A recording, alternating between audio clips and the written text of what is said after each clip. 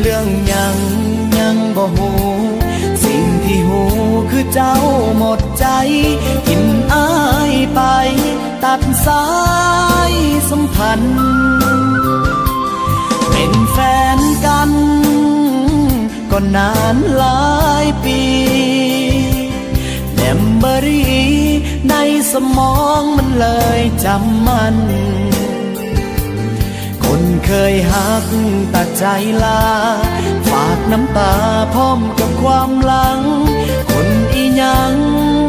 ใจดำบ่เหมือนหน้าตาผู้บ่นาว่ามีคนคิดฮอดเจ้าหลายยันสิตายย้อนความคิดถึงใบหน้าเศษเส้นผมยังติดหมอนอายถนอมมันทุกเวลาบอกตัวเองว่าวันหนึ่งเจ้าจะหวนมาหาคนคิดฮอดมีความหวังจึงรอคอยอ้อมแขนน้อยๆยังคอยเจ้ามาให้ก่อนหากความหักบ่โสภาจงกลับมาหาที่จอดอายจะเอาความคิดฮอดจอดใจให้นาผู้บ่นาว่ามีคนคิดฮอดเจ้าหลายยันสิตา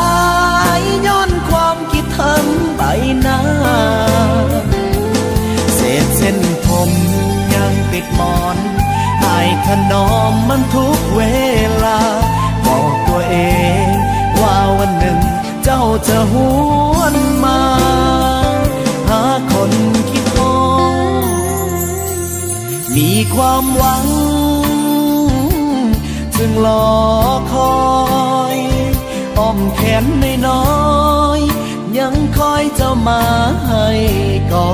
นหากความหักบ่โสภาจงกลับมาหาที่จอดอายจะเอาความคิดฮอดจอดใจให้นาหากความหักบ่โสภาจงกลับมาหาที่จอดอายจะเอาความคิดฮอดจอดใจให้นา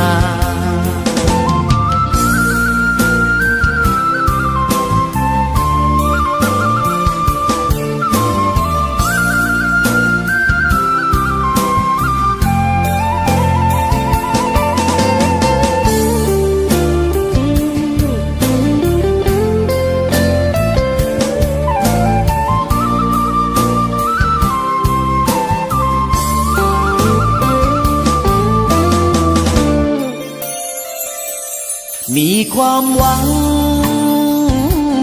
จึงรอคอยอ้อมแขนน้อยๆยังคอยเจ้ามาให้ก่อนหากความหักบ่โสภาจงกลับมาหาที่จอดอายจะเอาความคิดฮอดจอดใจให้นาหากความหักบ่โสภาจงกลับมาหาที่จอดอายจะเอาความคิดฮอดจอดใจให้นา